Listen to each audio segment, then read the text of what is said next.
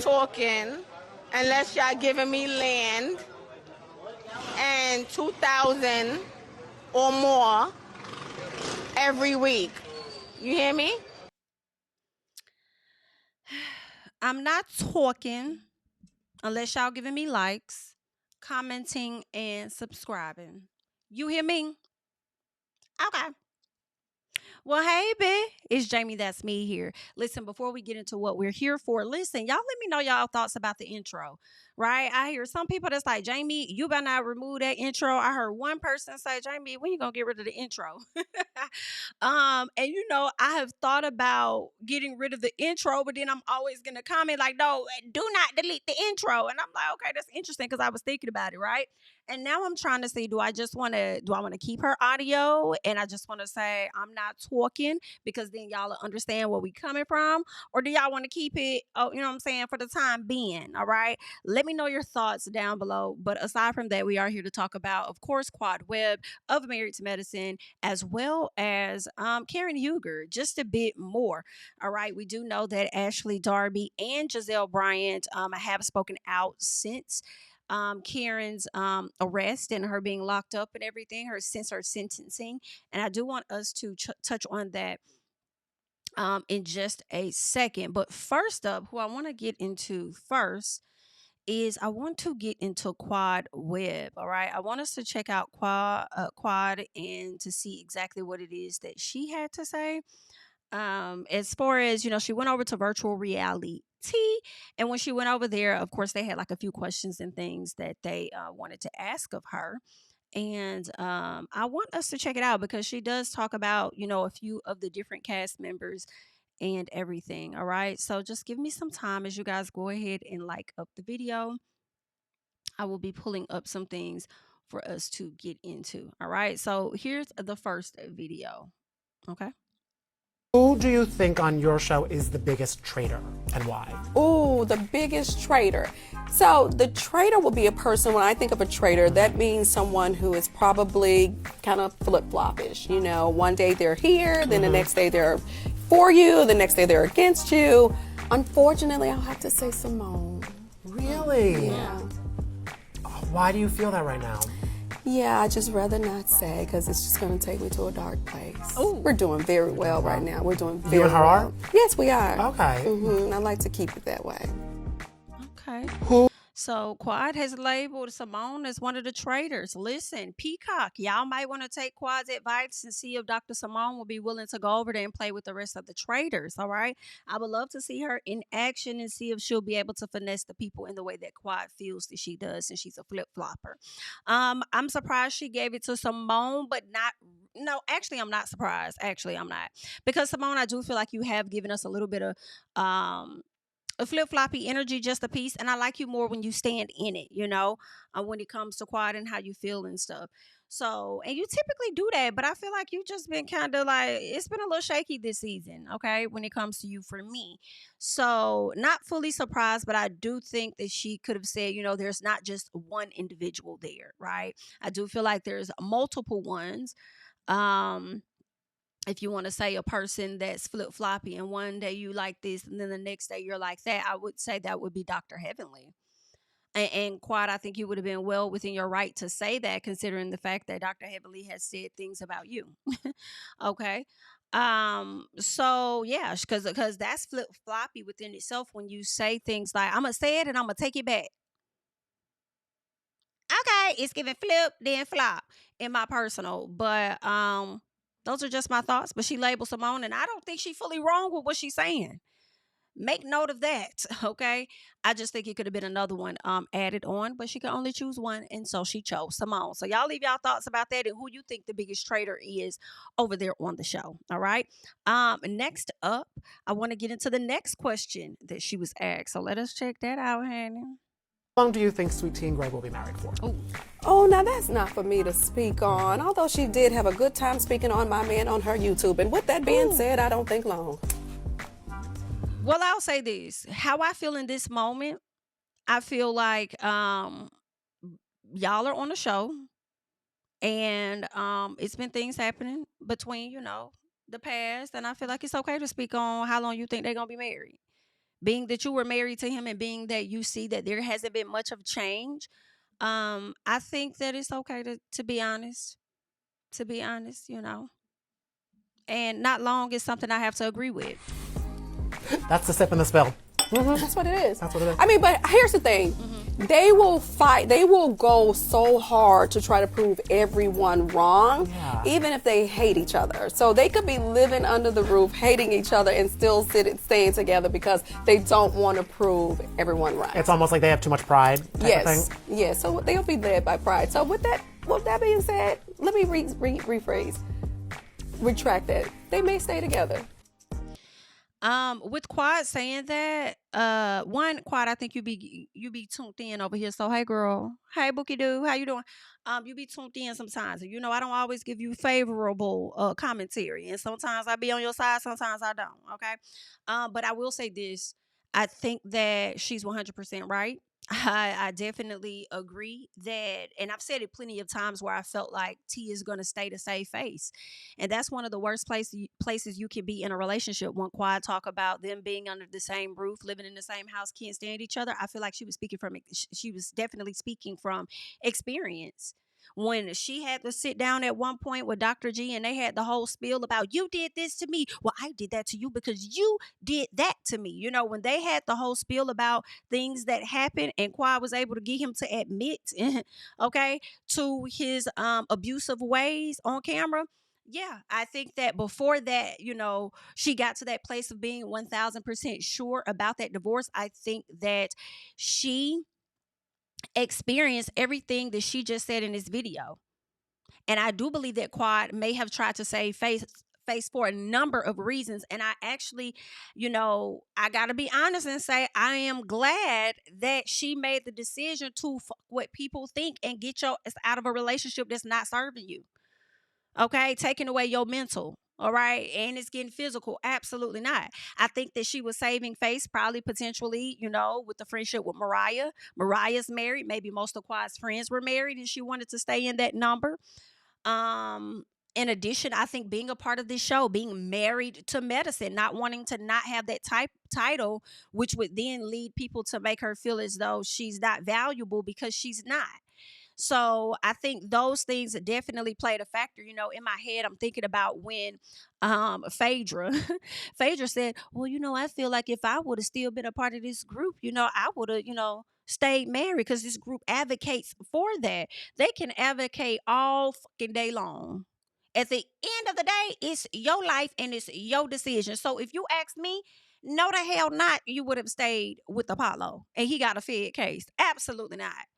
And then they probably would have tried to tie you up into absolutely not. And you being an attorney, girl, I would have distanced myself too. Let me go get a divorce from this man. And I found out you was cheating on me. No. I don't think these ladies would have, well, let me not say that. I don't know. I don't know if they would have full on advocated for you to stay with this man despite that. Because I feel like Jackie probably got some support to stay with Curtis, even though he out here embarrassed the hell out of her. So I ain't gonna say they would have definitely, I ain't gonna say definitely, but they probably would have advocated for y'all to be together, but it doesn't mean that you was gonna follow their lead, especially when you see the type of bitches they is, and let you tell it. Okay. So yeah, I don't disagree with Quad on that, but I do believe she was speaking from experience for sure. And then and we see it. Like, I mean, you know, the experience ain't that much different than what it was now, okay? So let us get into this next one, all right? This next one with Quad, and then we'll go ahead and get into the Karen Huger of it all right? So let's check this one out. Who in America don't know that Phaedra be lying?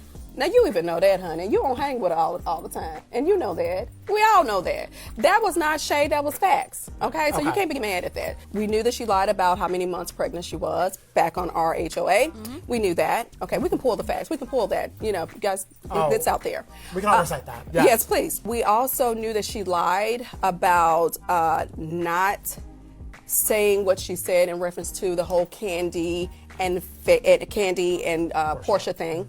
It came from her. Now I gotta pause this because I feel like I'm catching it after the question was asked. I want to be able to catch what was said prior to when Quad leads up to listing the lies of Miss Phaedra, honey. So 1 second. All right, y'all. So I hopped over to page 6's website and we were able to find the full video of Quad. So I do want us to check out some of what Quad is saying.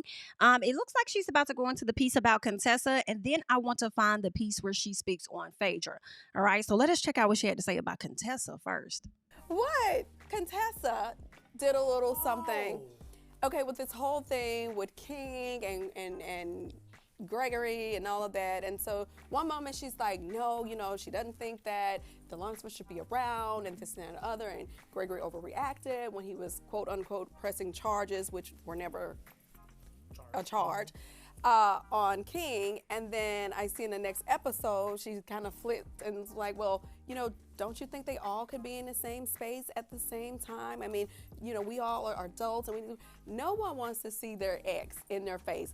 We have done a consensus, and none of those girls, if they got divorced, they're like, listen, don't bring another ex around. But for me, that's okay. And you're trying to say that I should be an adult and we're all adults and I should be more mature? Wait, that is really interesting because I talked to Contessa last week, and she, when I talked to her about it, I was like, it can't be easy for you to be in this situation. She's like, I couldn't imagine. I would never. Real quick, y'all, the volume is very, very low. That is not my system. I've cut it up as loud as I can. It is on their website. It's very low over here, but just FYI. Never want to do that, but now she's also telling you to do it. Yeah, her and Heavenly had a conversation. I think we were doing a health fair for diabetes. Compliments of Contessa. Good job, girl. And she was saying that, no, you know, I think everyone could be together. And Heavenly was like, that is so irresponsible for you to say and to even think. No, he has now tried to press charges on King, and it's wrong. Yeah. And so kind of Contessa does. Quad, this is where you get on my nerves, okay? Girl, this is where you get on my nerves so much. I don't care what anybody has to say. This is where you irk me so much. It's how you call out what everybody else, but you never call out Heavenly. And I don't give a damn about, oh, Heavenly saves your job, Heavenly, girl, you are the fan, like you're the fan favorite. Then it would be Heavenly. So Heavenly ain't saving SHI for you, high key, in my opinion. Maybe they didn't like how you would operate because they Heavenly tell you you'll just show up to the scene whenever you want, leave when you want. Maybe, you know, production did what they did to light a fire under your ass just a little bit with the whole kicking you off or whatever. But I think that people like you more than Heavenly. And I just be confused about how you're upset with Contessa saying, oh, they can't be around, they shouldn't be around, and oh, they should be around or whatever. I understand the flip-floppy just a piece. However, do you know who brought this lady in and also said that she intentionally brought her in, but always likes to hide it and disguise it behind storyline or whatever? At the end of the day, y'all knew, just like Quad said, y'all did a whole consensus. Nobody wanted to have their exes on the show. This ain't something that they just now discovering after having the exes on the show in this past episode. This is something that they knew well before and still did it. And it's just like you try to find, oh, I'll give it to Simone. Simone is the traitor. Oh, when it comes to Contessa, Contessa did this or that. Oh, da-da-da-da-da. I don't care nothing about Heavenly bringing you some damn flowers and the vase dropped and broke. I don't care nothing about them flowers with those empty apologies. I don't know what alliance or what, I don't know what kind of friendship y'all got set up. It's not authentic to me. But I guess if it makes sense for you, then okay. But girl, give your girl her things, because had she not even done this, it wouldn't even be a time for Contessa to, oh, they should be around, they shouldn't be around, they should be around, they shouldn't be around. Now keep in mind, I'm not saying she shouldn't clock Contessa about that if she feel away, but what I am saying is that I feels like she looks around to all these other people than the person she need to be looking at. They be standing right there on her side. That's what I'm saying. I don't know what it is. I don't know what kind of relationship the people have behind the scenes to where y'all are so click tight, I suppose, to where when she is wrong, y'all rarely call her out for her SHI. And I feel like real friendship, true friendship, is to let that bitch know. And I don't know, maybe we're going to see that at some point where you're going to let her know about herself. But you over here like, oh, she flip-floppy. And Heavenly was like, are you out your mind? There's no way they should be around. And you should have talked to her and said, I want to always remind you, BIT, that you are the reason. Okay? I want to always remind you that you're part of the reason that the reasons that we here is because of you, Have. Okay? Let's keep going, though. A little bit of the, Flip-flop. yeah, you know, straddling the fence. And it's hard to do that when you're being... Well, I feel like with that also being said, Quad, knowing that you and Simone are in a better place, you could have said that Contessa was the traitor. being filmed on a reality show because you get to see... Yeah, you like the facts are going to show. Yeah. Like, I don't know why people say, like, I never said that or I never done that. That's not true. We got the footage. You're like, Just I have don't a show. Peacock subscription. Right. I can see it. I can run it back on demand. Like, what are we talking about here? So it's bananas to me. And then when you are caught in a lie, it's like you're a deer in the headlights. It's ridiculous. It's crazy. Just stick to the facts. Stick to the facts. And what you feel, stand on what you feel. Yeah. What you believe in, stand on that. What is your most torture? All right, I'm hoping we're about to get into the piece now where she taps into Miss Faye. Said on Watch What Happens Live. Yes. That Phaedra needs to stop lying. Okay. What are the two biggest things you think she lies about? Who in America don't know that Phaedra be lying? Now, you even know that, honey. You don't hang with her all the time. And you know that. We all know that. That was not shade, that was facts. Okay? So you can't be mad at that. We knew that she lied about how many months pregnant she was back on RHOA. We knew that. Okay, we can pull the facts. We can pull that. You know, you guys, it's out there. We can all recite that. Yeah. Yes, please. We also knew that she lied about not saying what she said in reference to the whole Kandi and Porsha thing. It came from her. She lied and said it came from Carlos King. Now, Okay, see, so we that's know never that. fully been clear to me. I don't know who the hell started that. To this day, I don't know. I do know that there was a lie with that where she had Porsha thinking one thing when it was something else. Either way, Porsha got it from Phaedra. Where Phaedra got it from, IDK. I don't know if she made that up or if she got that from somebody. I'm not sure. But I do know that there was a lie in that, though, with how it was a cease and desist or whatever. And she was trying to send it to Porsha to prevent Porsha, I guess, from talking about it at that reunion. And some part of that was a lie. Okay, some part of the thing was a lie, period. We know that. These are all facts. We can pull these things, okay? We also know that she lied about not knowing that Apollo was coming on the trip, on the couples trip. We see that there is a scene with her and Heavenly clearly asks her, and she's like, oh, we're in a good place, you know, surprise me. So she's well aware. And it wasn't for a certain amount of time. I think she went from not knowing or not saying it's okay to saying she thought he was going to be there for 2 hours. Baby, just a lie on top of a lie. So that's what I mean. Okay, so I didn't hear that part about the certain period of time. Maybe that's something they discussed. I don't know if they're even going to show that to us on the show or not. But she definitely knew. I think it was the Shireen part that she didn't know. But she knew, which is why she told Shaq where she was going, and Shaq wanted to come, and she didn't stop him from coming. She let him come. All right? And I don't really fault her for that part at all. Like, you're not going to sit up here and put me in an awkward position with my ex and think I'm not going to have nobody. So for me, that's similar to Quad. You're not going to continue to put me in an awkward position to be around my ex and his wife and think I'm not going to have my partner. Like, it's just what it is. So to me, they're not much different. Okay? Just wanted us to get into a little bit of what Miss Quad had to say. Wanted to check that part out. It's something else that I was thinking. You know, a lot of people do, as she mentioned, like some of the biggest lies that Phaedra has told. She definitely has told some. We can't overlook that at all. Phaedra has definitely lied. Phaedra has definitely done things in the past. But in my opinion, even with that and her being on this show, if I feel like how people are operating with her is not right, I'm going to clock it. And I'm not going to excuse anything all because of whatever she did when she was on that show. Okay? So if she's right in something, or if I like how she moved with something, I'm going to say that. Period. And if she's wrong, I'm going to clock that too. Like when she talked about Mean Girls. And I'm like, oh, don't do that, honey. Okay? Because you've shown yourself up to be a mean girl. All right? And just because Phaedra may have lied on this show and said and did whatever she did, what she did tell y'all was that y'all should work on getting 100,000 for the event. Y'all did not meet that amount, and she already told y'all if y'all don't, even if she got to pay it, she will. And what did she do? She did that. So whether y'all like her or not, whether she was a liar then and she told these lies on this person that did whatever, she still came through financially, and they just gonna have to eat that and sit and take that L. And y'all know I love when Phaedra get them in their feelings just a bit, because they spent so much time making others feel away, and now she got y'all feeling away, and it's a piece of a chuckle for me. Okay.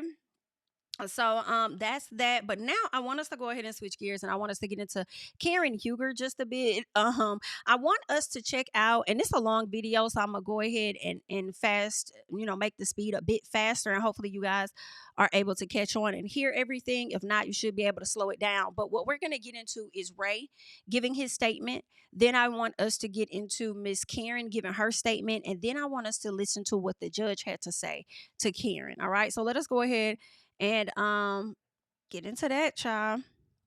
At this time, would you allow me briefly to call up Miss Huger's husband? Sure, Victor, yeah. If you come up, stand next to me.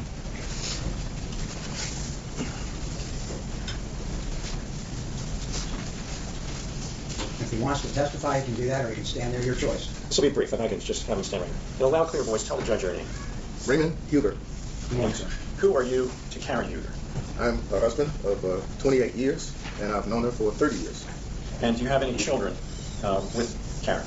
Yes, we have a son and a daughter. Okay. The son is 37 years old, and the daughter is 27 years old.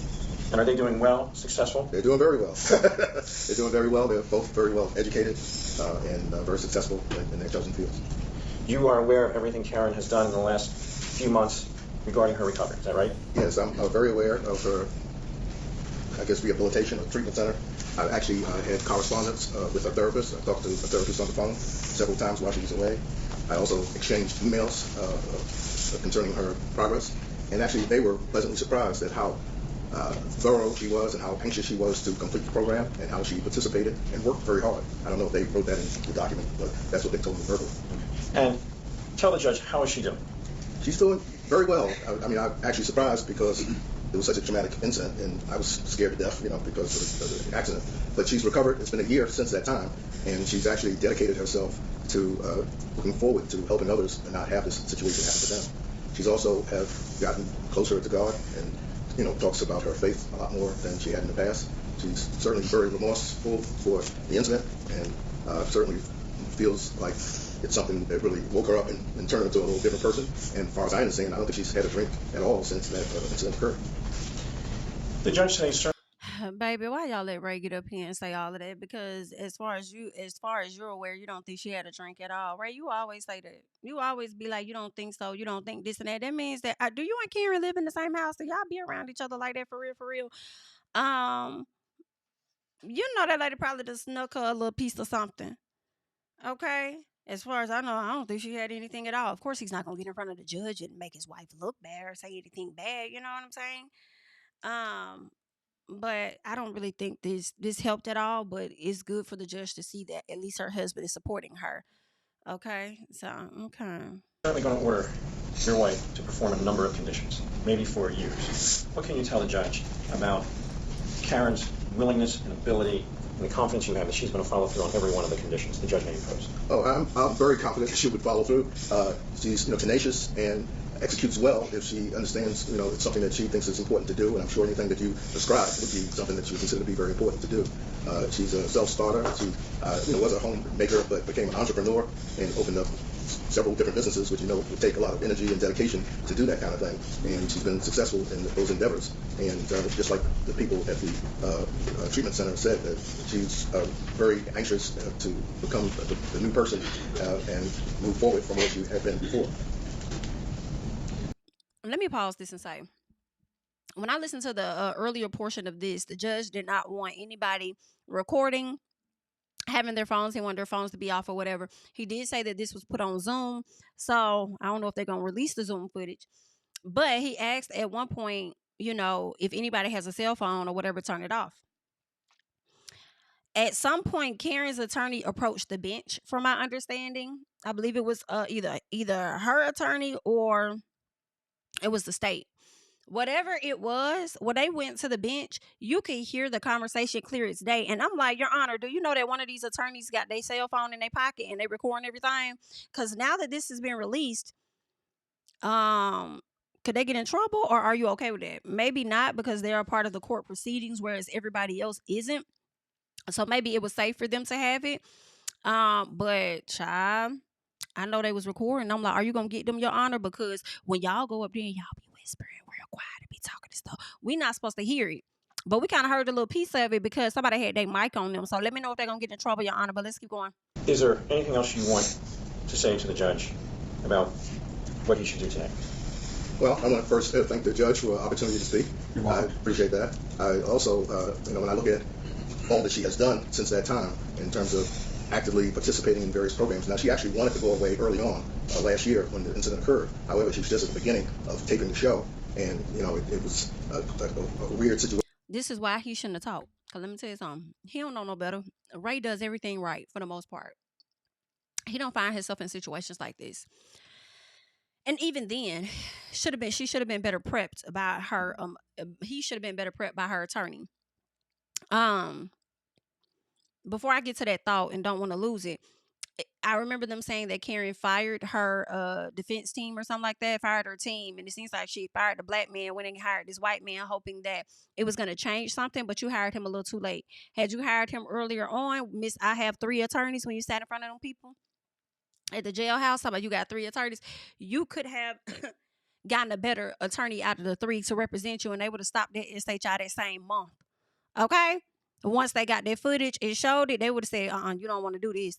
But no, you didn't. But anywho, getting back to him talking about she was in the middle of filming the show, I understand Karen has a contract, but at the same time, she could have figured out something different, reworked the contract, or let that be a part of her damn storyline. High key, how about that?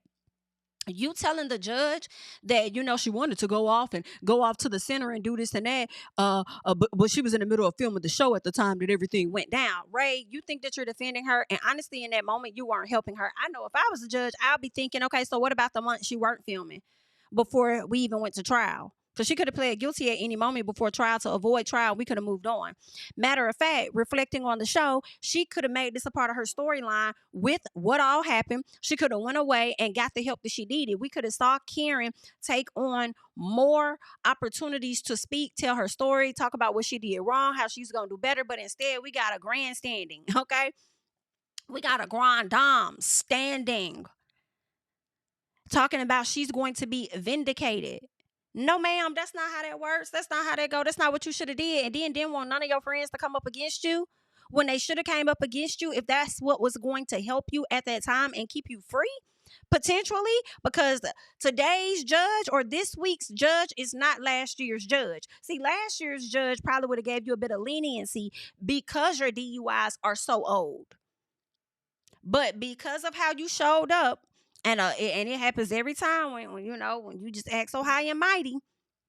Not her, I'm speaking on people in general, whereas things catch up to you, unfortunately. And now here we are, and racing up here talking on her behalf. Granted, yeah, talk on her behalf, blah, blah, blah, but it's not fully helping. When he sat up there and the judge asked, how are your children? How old are they? Tell them how old they are. How are they doing? Oh, they're doing good. They're doing very well. He was proud to say, talk about how successful the kids are. But I don't think the judge was really asking like how great they doing in that aspect. I think he was talking about mentally. But you're confirming that, hey, they doing great. They doing so good. Well, then guess what? They shouldn't be too bothered with me about to put their mama behind the damn bars, child. I don't think Ray helped her case, even though Ray took his ass down there trying to help you when it came down to the accident and trying to find your ID and shit, and you tried to put it off on Ray. Honey, I guess Ray up here in front of the judge getting his lick back just a little piece, but good luck. So she felt obligated to continue with the show, and when that taping period ended is when she did go away. So she certainly wanted to get help, and she has gotten that. She's gone to AA meetings, as you mentioned, the Right Turn program, the 28 days away, as well as a lot of group therapy, and with all that she's done at this point, and I'm proud of her and what she's done, and I also feel that she's really learned her lesson, if you will, and has done everything that she could to improve herself, and certainly not drinking for this period of time, something very positive. So I would ask the judge for leniency in the sentencing based on what she's done already. I think that doing time on incarceration would not benefit her that much. She's sort of seeing what it looks like, if you will, but I think that what would benefit society is her being available to be a spokesperson for not drinking and driving, She should have been a spokesperson, sir, during the season. Not mixing medications, being careful with that, as well as being an advocate for seeking mental health if that's something that makes sense to do. So I think she would be far better in terms of helping society as well as herself, and by being available to be an advocate and using her platform to be very positive about preventing people from drinking and driving and using medications and health advocating people. Understood. Thank you very much. Well, thank you. Thank you, sir. Appreciate it.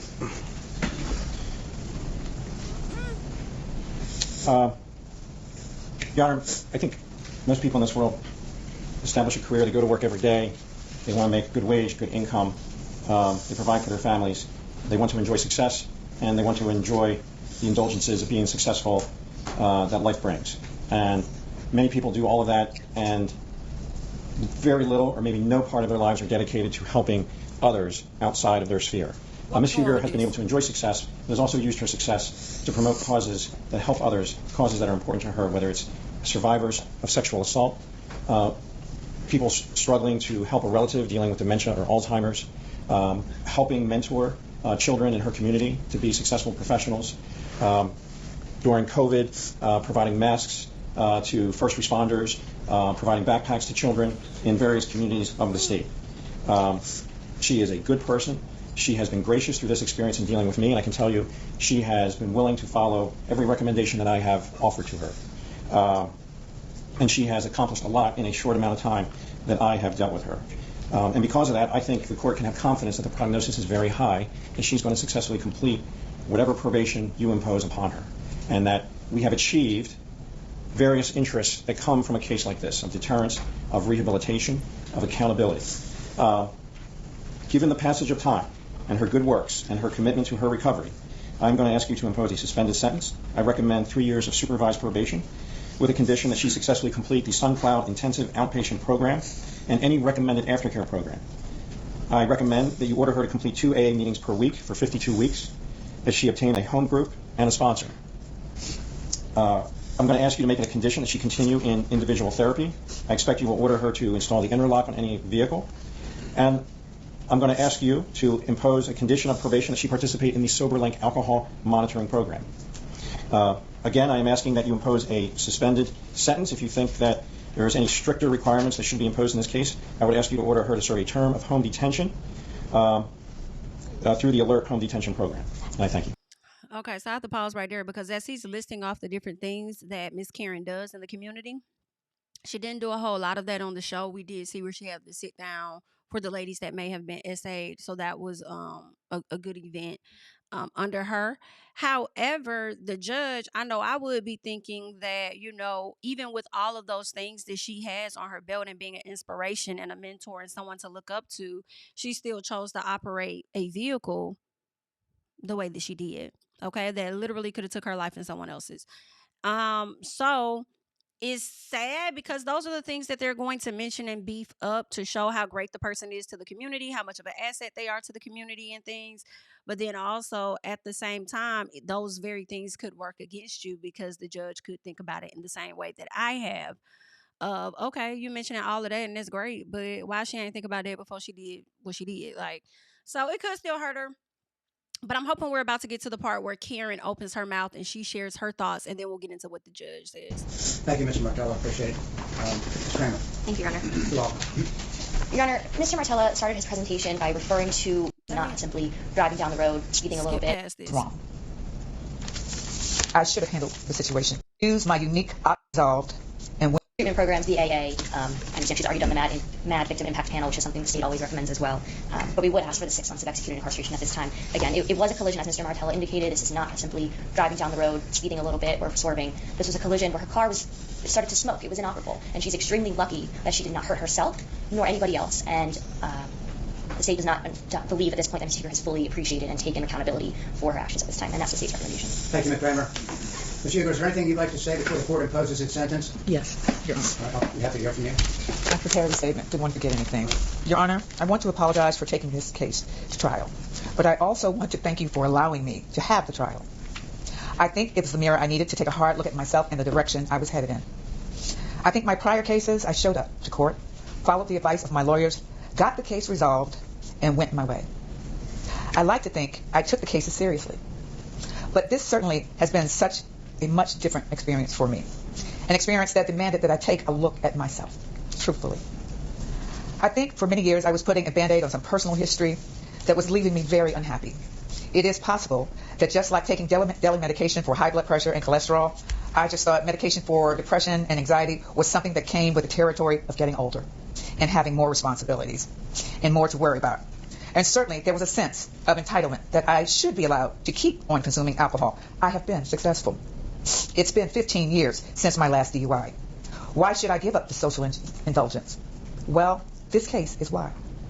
Drinking responsibly, especially while taking medications, mean not drinking at all. I failed at that miserably.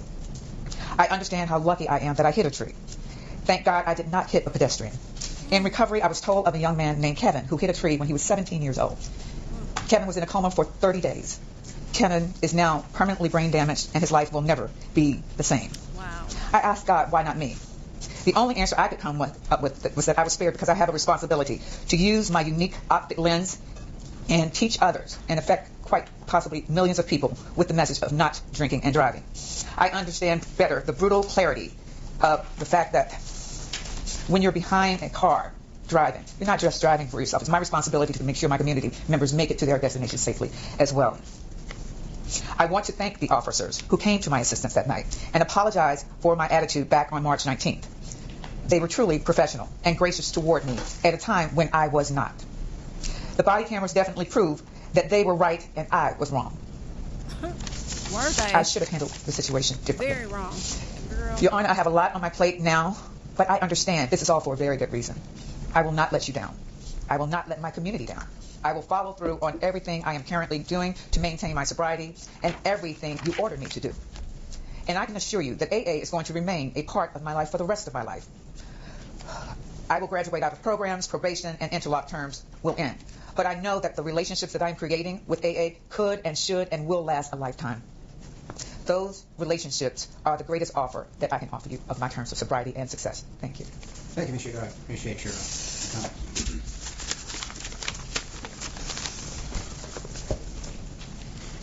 Karen Huger was convicted by a jury here in Montgomery County of driving under the influence of alcohol. What does it mean to be under the influence? It means that she was affected or altered by the use of alcohol. Before Ms. Huger was arrested, she refused to perform simple physical coordination tests. After she was arrested, she declined to allow the police to administer a breath test to determine the level of alcohol in her bloodstream. Both the coordination test and the breath test would have served as objective evidence as to how much the alcohol she had consumed had influenced her on March 19, 2024. However, the policeman's body-worn camera video at the crime scene provided proof positive of her inebriated state. Ms. Huger consumed so much alcohol that she drove at an exorbitant speed as she entered a quiet, sleepy Potomac neighborhood.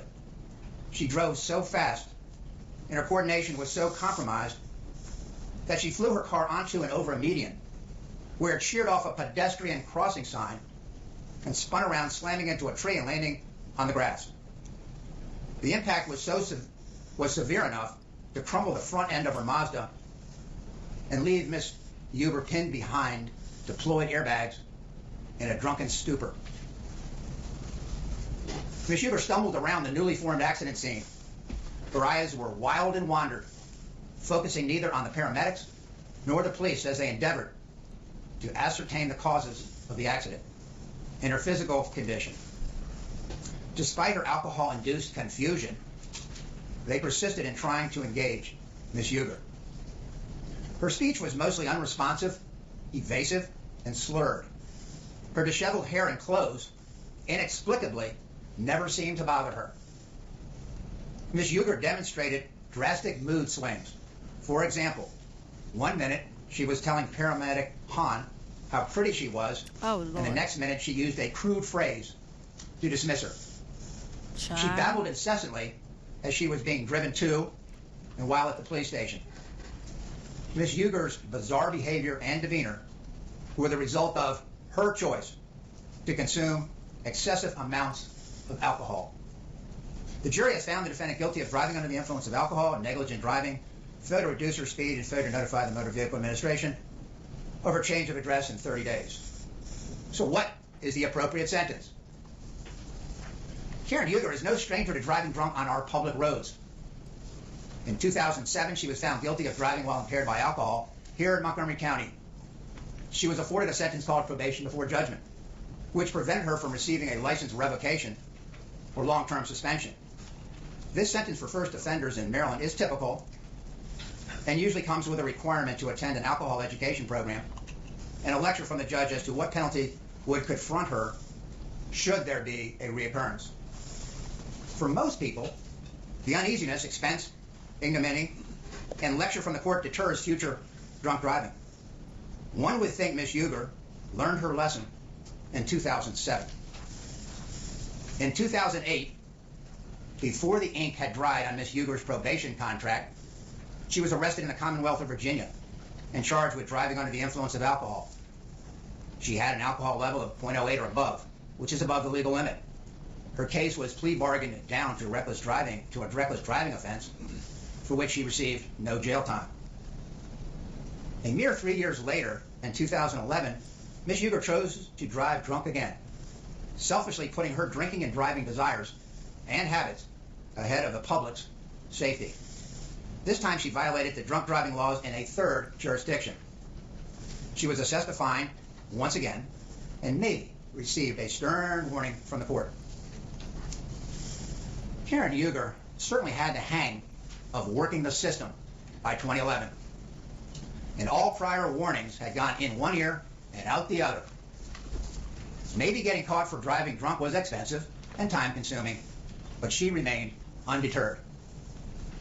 The purposes of sentencing are: 1, adequate and justified punishment for the offense and offender; 2, protection of the community; 3, deterrence of the offender and other potential offenders; and 4, rehabilitation. So what should her sentence be for driving drunk this time? Karen. Maybe a higher fine than before, a more intense alcohol treatment program, and a lecture from me that if she commits a 5th offense, she very well could go to jail. Would a sentence along these lines really be in the best interest of the people of the state of Maryland? Would it deter anyone, including Miss Huger, from driving drunk? Would the public be safer when traveling on our roads? The case before us today occurred on March 19th of 2024. The defendant's 4 drunk driving offenses have spanned a 17-year period. Can we believe that she's only driven while intoxicated 4 times in the last 17 years? Or is it more likely that she's been very lucky and her inebriation has gone undetected? The court will neither consider the defendant's celebrity status nor the inane statement she made both at the accident scene and while in the police car after her arrest as a basis for enhanced punishment. She was filled to the gills with alcohol. Not the gills, honey. After Miss Huger was arrested in March of 2024 on this case, she spent 6 days at the Maryvale Resort in Arizona. Not a rehabilitation or counseling center, but a luxury spa. After the jury convicted her of driving under the influence of alcohol in December of 2024. B.I.T. That's insane. Now she went to a damn resort in Arizona 6 days after the incident, and Ray gonna get his butt up there talking about some damn... Well, she wanted to go to the thing after this happened, but she was in the middle of filming. And I'm trying to recall when the ladies had went to Arizona on a trip. Did they go to Arizona? I don't remember them going on that side of the United States. Y'all let me know. So it seemed like Karen went out there to relax and stuff. And it also gives that Ray may have lied to the doggone judge about her filming at that time. She was in the middle of filming. I don't know. I'm trying to remember. I don't remember them going to Arizona, but maybe they did. But all in all, that's the time that she should have been going to that 2-day facility her ass went to, and then allowing Bravo to capture it to show that she's actually making efforts to get her shit together, and she wants it to be televised, all right? Using that as the opportunity to do, to influence people in a positive way. And girl, it's disappointing. It's disappointing that she would get this far, and this is where she is. You know, she's not perfect, but you know, girl, the ladies tried to have a conversation with you about this, but you act like they didn't know what they were talking about. 18 years after her first alcohol-related conviction, she sought treatment at the Beachside Recovery Center in West Palm Beach, Florida. The state correctly points out that the brochure describes the Beachside Recovery Center as a resort. She is currently enrolled in the SunCloud Health Outpatient Program. How about a program without a summer vacation connotation? Ms. Huger is finally addressing her substance addiction. Better late than never. Her treatment will help her rehabilitate herself if she sincerely wants help. Time will tell. What's the guarantee she's done driving while drunk? Unfortunately, there is no guarantee. Ms. Huger is a very accomplished television personality and entrepreneur. She's the mother of 2 very successful young adults. She's been involved in several impressive civic programs which have substantially aided her community. However, if while driving drunk, Karen Huger had struck a child who was in that pedestrian crossing, killing that child, does anyone think the child's parents would be consoled if told the drunk driver was a reality TV star, a good mother, and had volunteered for several community projects? Logic tells us that if we continue doing the same thing, we will keep getting the same result. We need to help Ms. Huger break this dangerous and destructive pattern and at the same time protect the public. This case demands a different outcome. The guidelines offer the court a wide sentencing range. The floor is probation and the ceiling is probation. If there was ever a time to label guidelines as ludicrous, this is the time. It was in that moment that she realized it's over. Take a 5th, Probably 6th, sooner or than 7th that. alcohol-related violation before the guidelines would recommend stronger medicine than probation? I agree with the state's position, based on all the documents I've been giving in the law, that the maximum sentence allowed in this case is 2 years. Please stand up, Ms. Huger. The sentence on this court on count 1, driving under the influence of alcohol, is that you serve 2 years at the Maryland Department of Corrections with 1 year suspended. You will serve your 1-year time at the Montgomery County Correctional Facility. You will pay a fine of $2,000.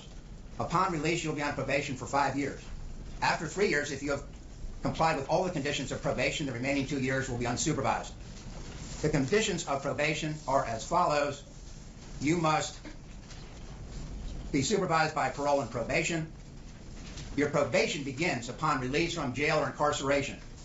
Your first appointment with the supervising agent is 2 days after your release from jail or incarceration, and the address is on the sheet. You must report as directed and follow your supervising agent's lawful instructions. I have excluded 2 about work or attend school. I've excluded 3 about getting permission from your agent to change your address. So I've excluded 2 and 3. You must obey all laws. You must notify your supervising agent if you're charged with a criminal offense, including a jailable traffic offense like this. I've excluded 6, which deals with owning dangerous weapons. You must permit the agent to visit your home. 8 is really superfluous. It says you can't possess or sell or drugs or alcohol, etc. That would be a violation of obey all laws that's in there. You must appear in court when notified to do so. There are special conditions of your probation, which I'll address momentarily. Your total, we'll get to that in a minute. Special conditions are as follows. You will not be able to allow to drive any motor vehicle for 1 year after your release from incarceration, regardless of what the Motor Vehicle Administration permits. That starts that year after you're released, after you serve your 1-year sentence. When you resume driving, you will not drive with any alcohol in your system. Upon release, you must have an operable interlock system installed in any vehicle you drive for the duration of your probation. You will enroll and make every reasonable effort to complete any alcohol education and treatment program ordered by your probation agent. On count 2, failure to reduce speed, I sentence you to a $500 fine. On count 3, failure to notify MVA of the change of address, I fine you $100. On count 4, negligent driving, I sentence you to a $300 fine. The total fines are $2,900. That must be paid at the clerk's office. Court's cost you must pay, that's to be determined by the clerk. You'll have to pay a supervision fee of whatever it is. I think it's currently $50 per month. I didn't overlook the other things the state suggested, and maybe Mr. Martella in my conditions of probation, but I am not ordering them. Ms. Huger, you have 30 days. You have an absolute right to appeal this case. You have 30 days to note an appeal to the Appellate Court of Maryland. You have 90 days within which to ask me to reconsider my sentence. I can lower it, I can keep it the same, but I can't increase it. You have no right to a 3-judge panel because the overall sentence did not exceed 2 years. The two rights that you do have, the 30 days within to note an appeal, must be done within 30 days. Mr. Martello, who's as versed in the law as anyone in this county, can tell you the pros and cons of that, and same with the 90-day request to reconsider your sentence. You can take advantage of both of those rights, 2 of those rights, or 0 of those rights. It's your decision. If you ask for a reconsideration of sentence, that has to be acted upon within 5 years.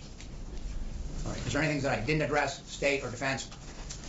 No, Your Honor, just confirming just confirming, obviously, there was no probation before judgment offered. Not even close. Okay, just confirming for the record. And Can I ask? I can ask. All right, y'all. That's what's going on. That's what the judge had to say. She was filled to the gills with alcohol.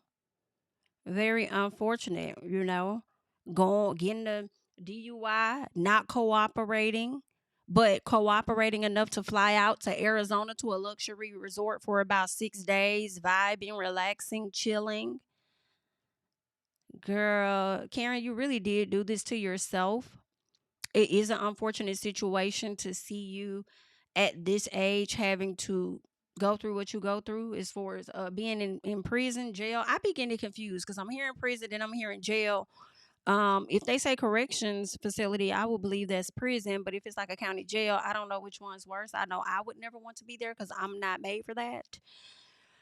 Would never want to do. I would never want to go, you know? And not even in later in life. I just don't want to do it. Okay, let me just, do right. Damn, Karen. Well, okay. Y'all leave y'all thoughts and comments down below. I feel like it was only a matter of time. As much as I hate to say Karen should be locked up, that's what it's given. Because she did not learn her lesson, and the judge ain't never lied when he said, hey, we don't know how many other times she's actually been out here driving like that and hasn't gotten drunk, hasn't gotten caught. And he ain't lying. Because, I mean, obviously when a person gets caught drunk driving, they have been doing it. Likely, the chances are high that that wasn't their first DUI, their first time drinking, first time getting caught. It likely is that they may have had a history of that, like driving under the influence, but just never got caught. So they felt emboldened to do it again. And here we are. But also, before we go, I do want us to check out what Darby had to say, because she did share some things over on the Tamron Hall show. And I don't know if they talked about it more, but Tamron definitely left a small snippet of what Miss Ashley Darby had to say. Now, before we get into Ashley, I do want us to check out what Gizelle had to say. So let me tell y'all what Gizelle said. Gizelle says, I am shook. This just happened today. I do not have her wigs. She got to make light of the situation. She says, I am concerned in all seriousness. She says, I am concerned for her safety. She says, Karen ain't cut out for jail. I pray that she's okay and that the Lord is with her. Okay. Even Dr. Wendy, let me see if I have what Dr. Wendy said, because even Wendy, shared her thoughts about it as well. Let's see what Wendy said. Talk about Karen. The news yesterday, 1 year. Have you ladies been talking? How's she doing? I have not spoken to her. She was taken into custody right after the sentencing, so there was no time for communication. So it sounds like Wendy may have been there. She was taken in custody right after the situation. So were you there, or you're just saying you weren't able to reach out to her afterwards because she was already locked up? I got you. She continues to be in my prayers. This is, I'm sure, a difficult time, not just for her, but for her family. So all I can do is just uplift her in prayer and wish her the best during this time. Great answer, Wendy. I think you answered that perfectly, in my opinion. Although her facial expressions was giving, girl, that's on her, She did all of that, so she got to go to jail for it. Like, oh, well, honey. All right, but I do feel bad for the family. That's the facials I was getting from Dr. Wendy. But in the meantime, let us go ahead and check out Ashley Darby's quick exclusive over on Tamron Hall show. It's just going to be the audio because, of course, this is a show that is on television, and I'm not trying to get flagged. So let us listen to what they talked about. Welcome back. We are still with Real Housewife of Potomac, Ashley Darby, who has made headlines after finalizing her divorce 2 weeks ago. You did a photo shoot. That I did. To celebrate. Yes. You said, hey now, babes. Yes. Officially divorced. Yes. I'm at a loss for words, and rarely am I. That was the goal. What you wanted to make headlines because it's been so long, and you told me in sincereness, though, This was liberating. It was. And this was a little play on the fact that there's been so many questions. So many people are like, oh, this is just a publicity stunt, yada, yada. So Why we do people decided think to it play was a on publicity stunt? that. I mean, you know, it's people on Housewives do tend to do things, pay boyfriends, pay husbands, make up storylines. Really? Right. Oh, yeah. It's happened a time or two. Me and my innocent tan fam are like, what? Clutching our pearls. I know. And so, but that really, this is my real life. And though I did make a little joke about it, ultimately this was a serious thing and a huge chapter How long in were my you life. and Michael together? 10 years. 10 years. Yeah. I met him when I was 22. Yeah. And on the show, you guys went through a lot, including infidelity, discussions about participating in an open marriage. I always wonder when you go on a show like that and you start revealing things, I don't know how any marriage could sustain. Do you regret going on the show? I don't regret it. I actually saw this funny clip where you said on Housewives you either get married or go to jail, or divorce or go to jail, right? I'm clearly right. Yes. Yeah, no, this is true. And so I don't regret it. And I really do believe in divine timing. I really think God has a plan for me. Yeah, I believe that. And I think I hope you know that about me, because I struggle with the fact that it is entertainment, but in truth, you have 2 children. This is a real life. And this is a person you met 10 years ago when you were a baby. Yeah. And a lot has transpired publicly. Are you co-parenting? Yes, we're co-parenting. There was a point in time where we were parallel parenting. What does that mean? Which that means that, you know, you coexist on the parallel, never intersecting. So really no communication outside of the children. I'm very happy to say that we're in a better place now. We actually can talk and converse. Yes, my kids are seeing their parents actually talk in a healthy manner. What do you think there are many things you've learned, obviously, but what comes to mind when you say liberated? Because, you know, people often think if you're being silenced or you're being held hostage or you've been captive in this marriage, to be liberated from it. What does that mean? Yes, I mean, the connotation obviously goes to Michael, and by no means would I ever want to bash him, or, you know, marriages are challenging all the way. And we had our ups and downs, we went through a lot of things, but ultimately it's just more so about believing in myself. I really do feel like I'm re-emerging. I know that you've talked about wanting to get married again one day. Yeah, you know. I didn't say today, one day. I go back and forth, depends on the day, you know. My producer's in my ear telling me you picked out a second engagement ring. Okay, that was my first one that I picked out when I was 16. But I do pick out the ring that my partner will buy me. I manifest it. It's a form of manifestation. Yeah, I have it on my phone. I got it on my vision board. You know, that's whatever I'm gonna get is right there for me to have. Wait, Ashley. Yeah. Okay, so you have picked out the engagement ring. Y'all, I want to say this. First of all, I think Ashley looks so pretty on this show. I be wanting to like Ashley so bad, and then she do something to get on my nerves. But one day I'm gonna accept the fact that Ashley is there to do her job. And her job may piss us off, but she did it. And she got to secure that check even more now for them babies. But she will grind my gears, okay? She might be a really dope person outside of the show to hang with. I mean, hell, obviously, because her and Candiace were able to get along, you know, beyond the show. But Ashley, you look really nice here. And we'll see. I hold out hope at the top of every season that I'm going to like Ashley. And I swear by the 5th episode, I get pissed off, girl. So let us pray that it's going to be better this year. I did. Because you want to be, because I said you want to get married again, you kind of rolled your eyes. You've picked out an engagement ring. Yeah, but I said it depends on the day. So like today I'm feeling a little more yes. We'll see what happens tomorrow. But I picked it out and I love it. Are you dating? Yeah. I've been, you know, my toe is in the dating pond. It is. About to put my whole foot in there. Yeah. I know that you have your own, a lot of projects you're working on. You have your wellness company, GNA, that you share with Gizelle, Bryant, and that's a big part of your life. And then you've got the new Bravo series, Love Hotel, also with Gizelle. And then you've got too many things working wise to be dating going on here. But in seriousness, what have you learned from the end of this marriage that you hope you can take into a positive relationship, whoever the person is that enters your life? That's a very big thing for me right now, is learning what I want in a relationship. So I haven't really dated since I was in my early 20s. And back then it was like, we go together now. It was just like you would fall into a relationship, right? And now I'm just more intentional. And I'm actually considering, what do I want? What are the qualities I'm seeking in a partner? What will my children think? And what do they need? So there are so many more moving pieces now that I didn't have in my early 20s. When you were 22 and you didn't have children. Now you have to consider who you're bringing into their life. That's right. Who you're introducing to Michael, because he doesn't vanish out of this. Right. My children haven't But met I him. don't want Ashley putting a lot of weight into Michael. Michael gonna have to get with it, period. Michael just gonna have to get with it. I'm sorry. Okay, this girl gotta go on and live her damn life. But I feel like I just see Michael being petty. I really do. But hopefully he goes on, find him a partner, and he ain't gotta be so concerned about what Ashley doing. I just hope whoever she chooses is a nice guy, but don't be ready to introduce everybody and have everybody around your kids until you know for sure this is moving into a serious direction. Okay? Anyone either that I've dated. So That's something that we're choosing to keep very separate. We have an agreement that we at least have to introduce the partner to each other prior to the children. So far that's been working. Sounds like a lot of episodes of the show coming up here. Wow. We'll see, yeah. So what's your message to those who might be afraid of taking that step, and sometimes it means leaving people in the past? Oh, it is definitely not an easy thing to do by any stretch of the imagination. Our comfort zone is called a comfort zone for a reason, right? Because it's comfortable. But ultimately, you have to find the strength. You have to look within yourself and really believe and trust that you will be okay. Everybody tells me, they've always told me since I started on Real Housewives, because I had so many qualms about it, I was like, I can't do this show, I can't. And one of the producers said, Ashley, trust the process. Trust the process. Trust the process.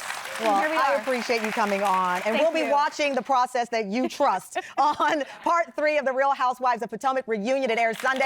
All right, that's not all though, okay? Before we talk about the divorce, I do want to ask you about Karen Huger. Yes. You both started. You are the original part of the original cast members of the show, and Karen was just sentenced to 1 year in jail for the 2024 DUI arrest. She had a 2-year sentence, 1 year in jail, 1 year was suspended. You've been friends, you've gone through ups and downs. You were there the very first season of this. I know you spoke briefly about it on the reunion show. What's your reaction? I really do encourage everyone to keep Karen in your prayers. I really care about her. And I learned this on the train coming here today, and I cried like a baby. I did. Now, Ashley says that she cried, but I don't know if Ashley really cried, y'all. That's what she say. I wasn't there, you know, to know the difference. I feel like Ashley can't stand Miss Karen. I think she cried laughing in my personal, but that's just what it is that I think, okay? But either way, honey, good luck. That's all that I got. You all can leave your thoughts and comments down below about everything that we got into on today. I'm Jami, that's me. Like, comment, subscribe, and I'll see y'all later. Bye-bye. Tell him I preach to the choir. Stand with my feet to the fire. Give all the glory to God. Stand in the midst of these haters. I'm silent. Nobody can stop me. Just gotta check in my notification. Them numbers hit like it's a praxis. Cashed out at the ATM. And the ATL, they done made a gym. I've been kicking doors like the ATF. Got them trying to clone me like Agent Smith. Game time, I invaded gym. High elevated, I can face the rim. Putting shots up. I got laser focus, about to take it over. I'm Invader Zim. On a trip to Florida like it's A&M. Who that nigga, man? They say I'm him. Spit the truth, never wasting film. I can fill a pool, we gon' make them swim. Nigga.